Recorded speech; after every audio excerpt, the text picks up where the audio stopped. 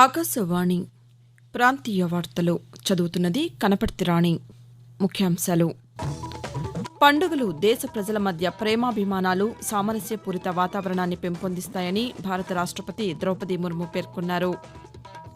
సంక్రాంతి పండుగ సందర్భంగా రాష్ట్ర వ్యాప్తంగా నగరాలు, ప్రత్యేకించి పల్లెల్లో సందడి వాతావరణం నెలకొంది. దేశవ్యాప్తంగా కేంద్ర ప్రభుత్వం 1000 ఖేలో ఇండియా కేంద్రాలను ఏర్పాటు చేస్తోందని క్రీడల శాఖ మంత్రి అనురాగ్ సింగ్ ఠాకూర్ తెలిపారు. రాష్టంలో పెండింగ్లో ఉన్న తాగు, సాగునీటి ప్రాజెక్టులను పూర్తి చేస్తూ ఆంధ్రప్రదేశ్ను సస్యశ్యామలం చేస్తున్నామని పర్యాటక శాఖ మంత్రి ఆర్కే రోజా పేర్కొన్నారు. దేశీయంగా రూపొందించిన కొత్త తరం ఆకాశ్ క్షిపణిని విజయవంతంగా ప్రయోగించినట్లు రక్షణ మంత్రిత్వ శాఖ వెల్లడించింది. వార్తల వివరాలు. మకర సంక్రాంతి, లోహ్రీ, మఘ బిహు పండుగల సందర్భంగా భారత రాష్టపతి ద్రౌపది ముర్ము దేశ ప్రజలకు, విదేశాల్లో నివసిస్తున్న భారతీయులకు శుభాకాంక్షలు తెలిపారు. ఈ పండుగలు దేశ ప్రజల మధ్య ప్రేమాభిమానాలు, సామరస్యపూరిత వాతావరణాన్ని పెంపొందిస్తాయని, శాంతియుత వాతావరణం నెలకొని దేశాన్ని సౌభాగ్యవంతంగా తీర్చిదిద్దుతాయని ఆమె శుభాకాంక్షల సందేశంలో పేర్కొన్నారు. రైతుల శ్రమకు ఈ వ్యవసాయ పండుగలు గుర్తింపు తెస్తాయని ద్రౌపది ముర్ము అన్నారు. తెలుగు ప్రజల పెద్ద పండుగ సంక్రాంతి సందర్భంగా రాష్ట్ర వ్యాప్తంగా నగరాలు, పట్టణాలు, ప్రత్యేకించి పల్లెల్లో సందడి వాతావరణం నెలకొంది. కుటుంబ సభ్యులు, బంధుమిత్రుల కలయికతో ప్రజలు ఆనందోత్సాహాలతో పండుగ వేడుకల్లో పాల్గొంటున్నారు. సంక్రాంతి పండుగ సందర్భంగా ఇళ్ల లోగిళ్లు, మామిడాకు తోరణాలు, ఆకట్టుకునే రంగవల్లులు, అందంగా పేర్చిన గొబ్బిళ్లతో పల్లెల వాతావరణం శోభాయమానంగా ఉంది. నగరాలు, పట్టణాల్లో పండుగ వేడుకలకు మరింత ప్రోత్సాహమిస్తూ పలు స్వచ్ఛంద సంస్థల ఆధ్వర్యంలో ముగ్గుల పోటీలు కూడా జరుగుతున్నాయి. పట్టణాల నుండి పల్లెలకు తరలివచ్చే వాహనాలతో జాతీయ రహదారులపై ఇంకా రద్దీ కొనసాగుతోంది. మరోవైపు స్వస్థలాలకు తరలి వెళ్లే ప్రయాణికులతో రాష్ట్ర వ్యాప్తంగా బస్సు స్టేషన్లు, రైల్వే స్టేషన్లు కిటకిటలాడుతున్నాయి. క్రీడారంగాభివృద్ది కోసం దేశవ్యాప్తంగా కేంద్ర ప్రభుత్వం 1000 ఖేలో ఇండియా కేంద్రాలను ఏర్పాటు చేస్తోందని యువజన వ్యవహారాలు, క్రీడా శాఖ మంత్రి అనురాగ్ సింగ్ ఠాకూర్ తెలిపారు. ఖేలో ఇండియా పథకం కింద వచ్చే 2 నెలల్లో ఈ కేంద్రాలు ఏర్పాటవుతాయని చెప్పారు. కేంద్ర జాతీయ రహదారుల మంత్రిత్వ శాఖ ఆధ్వర్యంలో నిర్వహిస్తున్న క్రీడా మహోత్సవాన్ని నాగపూర్ నగరంలో నిన్న ఆయన ప్రారంభిస్తూ క్రీడా రంగాన్ని శరవేగంగా అభివృద్ది చేయాలన్న లక్ష్యంతో క్రీడా బడ్జెట్ను కేంద్ర ప్రభుత్వం 800 కోట్ల రూపాయల నుండి 3,200 కోట్ల రూపాయలకు పెంచిందని తెలిపారు. కొద్ది సంవత్సరాల క్రితం దేశంలో స్నేహపూరిత క్రీడా వాతావరణం లేదని, అయితే కేంద్ర ప్రభుత్వం తీసుకుంటున్న చర్యల వల్ల మన దేశ క్రీడాకారులు గణనీయంగా పతకాలు సాధిస్తున్నారని అనురాగ్ సింగ్ ఠాకూర్ పేర్కొన్నారు. రాష్టంలో పెండింగ్లో ఉన్న తాగు, సాగునీటి ప్రాజెక్టులను పూర్తి చేస్తూ ఆంధ్రప్రదేశ్ను సస్యశ్యామలం చేస్తున్నామని రాష్ట్ర పర్యాటక, క్రీడా, సాంస్కృతిక శాఖ మంత్రి ఆర్కే రోజా అన్నారు. చిత్తూరు జిల్లా నగరి రూరల్ మండలం గుండ్రాజ్ కుప్పం గ్రామంలో కేంద్ర ప్రభుత్వం జలజీవన్ పథకం కింద నూతనంగా నిర్మించిన వాటర్ ప్లాంట్ను మంత్రి ఈ ఉదయం ప్రారంభించారు.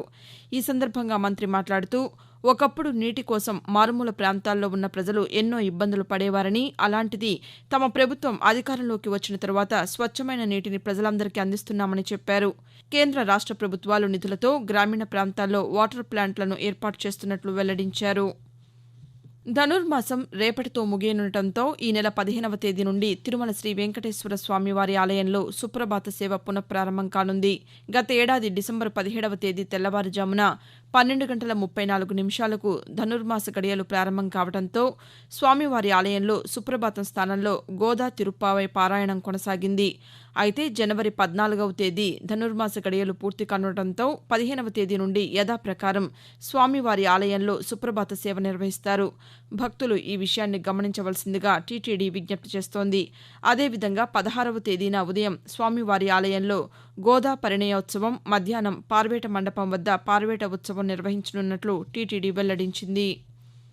కేంద్ర ఆర్థిక శాఖ మంత్రి నిర్మలా సీతారామన్ ఫిబ్రవరి 1వ తేదీన పార్లమెంటుకు తాత్కాలిక బడ్జెట్ను ప్రవేశపెడతారని కేంద్ర పార్లమెంటరీ వ్యవహారాల శాఖ మంత్రి ప్రహ్లాద్ జోషి తెలిపారు. కొద్ది రోజుల పాటు జరిగే పార్లమెంటు బడ్జెట్ సమావేశాలు ఈ నెల 31వ తేదీ నుండి ప్రారంభమై ఫిబ్రవరి 9వ తేదీ వరకు కొనసాగుతాయని తెలిపారు.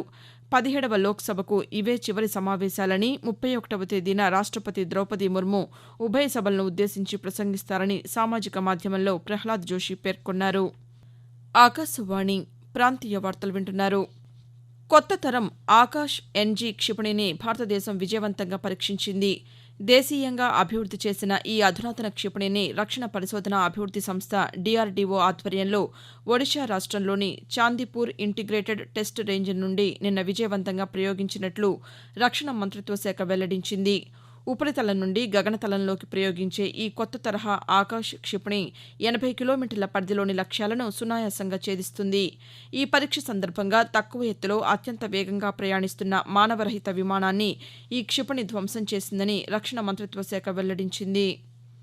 తిరుపతి జిల్లా వ్యాప్తంగా వికసిత భారత సంకల్ప యాత్ర ప్రచార రథం విజయవంతంగా కొనసాగుతోంది. సంక్షేమ పథకాల ఫలాలను అర్హులందరికీ అందించే లక్ష్యంతో కేంద్ర ప్రభుత్వం నిర్వహిస్తున్న ఈ యాత్ర ప్రచార రథం ఈరోజు తిరుపతి నగరంలోని 7వ వార్డు కొర్లగుంటకు చేరుకుంది. ఈ సందర్భంగా కేంద్ర ప్రభుత్వ పథకాలను వివరించే కరపత్రాలను ప్రజలకు నగరపాలక సంస్థ అధికారులు అందజేశారు. అలాగే ఉచిత వైద్య శిబిరాన్ని నిర్వహించగా మహిళలు పెద్ద ఎత్తున చేరుకుని ఉచిత వైద్య శిబిరాన్ని సద్వినియోగం చేసుకున్నారు.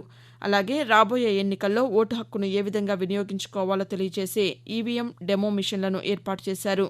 కేంద్ర ప్రభుత్వం అందించిన ఆయుష్మాన్ భారత్ హెల్త్ కార్డులను అందుకున్నామని, స్వనిధి పథకం కింద రుణాలను పొంది ఆర్థికంగా నిలదొక్కున్నామని లబ్దిదారులు ఆకాశవాణితో మాట్లాడుతూ నా పేరు ద్రాక్షాయిని. మేము వచ్చి తిరుమల తిరుపతి బైపాస్ లో తోపుడు బండి పైన టిఫిన్ అంగడి పెడుతున్నాము. స్వానిధి కింద 10,000 ఇచ్చారు. మళ్ళా సెకండ్ టైం 20,000 ఇచ్చారు. బాడీ కట్టుకొని తిని బాగానే లక్షణంగా ఉంటున్నాము. సెకండ్ టైం క్లియర్ చేస్తే 50,000 ఇస్తామన్నారు. నా పేరు నరసింహ అండి. నేను తిరుపతి కొర్లగుంట మార్గనగర్ లో ఉంటున్నాము.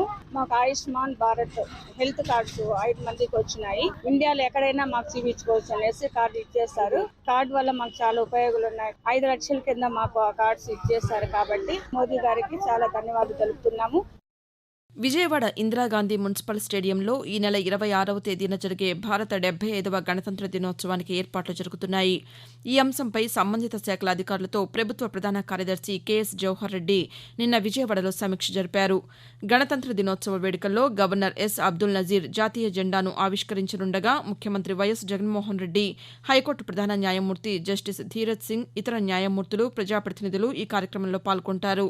ఈ కార్యక్రమానికి పటిష్టమైన భద్రతా ఏర్పాట్లు చేయాలని అధికారులను ప్రభుత్వ ప్రధాన కార్యదర్శి ఆదేశించారు. తమ సమస్యల పరిష్కారం కోసం రాష్ట్ర ప్రభుత్వంతో జరిపిన చర్చలు ఫలప్రదం కాకపోవడంతో అంగన్వాడీ కార్యకర్తలు ఈరోజు 33వ రోజు తమ సమ్మె కొనసాగిస్తున్నారు.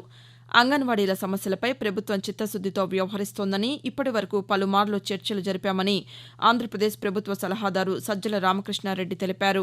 అంగన్వాడీలకు మేలు చేసేందుకే ప్రభుత్వం అన్ని చర్యలు తీసుకుందని చెప్పారు. వెలగపూడిలోని రాష్ట్ర సచివాలయంలో అంగన్వాడీ యూనియన్ ప్రతినిధులతో రాష్ట్ర మంత్రి బొత్స సత్యనారాయణ, సజ్జల రామకృష్ణారెడ్డి గత రాత్రి చర్చలు జరిపారు. అనంతరం సజ్జల రామకృష్ణారెడ్డి పాతికేయులతో మాట్లాడుతూ అంగన్వాడీ కోర్కెలు అన్యాయమని అనడం లేదని, ప్రభుత్వ ఇబ్బందులను కూడా వారు గుర్తించాలని కోరామని చెప్పారు.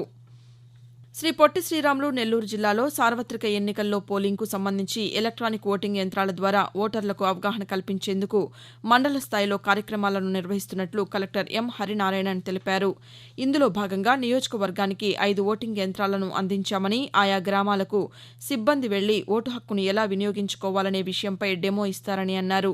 ఈవీఎంలను ఉపయోగించే విధానాన్ని కూడా ప్రత్యక్షంగా ఓటర్లతో చేయిస్తామని పేర్కొన్నారు. ప్రాంతీయ వార్తలు ముగించే ముందు ముఖ్యాంశాలు మరోసారి. పండుగలు దేశ ప్రజల మధ్య ప్రేమాభిమానాలు, సామరస్యపూరిత వాతావరణాన్ని పెంపొందిస్తాయని భారత రాష్ట్రపతి ద్రౌపది ముర్ము పేర్కొన్నారు. సంక్రాంతి పండుగ సందర్భంగా రాష్ట్ర వ్యాప్తంగా నగరాలు, ప్రత్యేకించి పల్లెల్లో సందడి వాతావరణం నెలకొంది. దేశవ్యాప్తంగా కేంద్ర ప్రభుత్వం 1000 ఖేలో ఇండియా కేంద్రాలను ఏర్పాటు చేస్తోందని క్రీడల శాఖ మంత్రి అనురాగ్ సింగ్ ఠాకూర్ తెలిపారు. రాష్ట్రంలో పెండింగ్లో ఉన్న తాగు, సాగునీటి ప్రాజెక్టులను పూర్తి చేస్తూ ఆంధ్రప్రదేశ్ను సస్యశ్యామలం చేస్తున్నామని పర్యాటక శాఖ మంత్రి ఆర్కే రోజా పేర్కొన్నారు. దేశీయంగా రూపొందించిన కొత్త తరం ఆకాశ్ క్షిపణిని విజయవంతంగా ప్రయోగించినట్లు రక్షణ మంత్రిత్వ శాఖ వెల్లడించింది. ఆకాశవాణి ప్రాంతీయ వార్తలు ఇంతటితో సమాప్తం.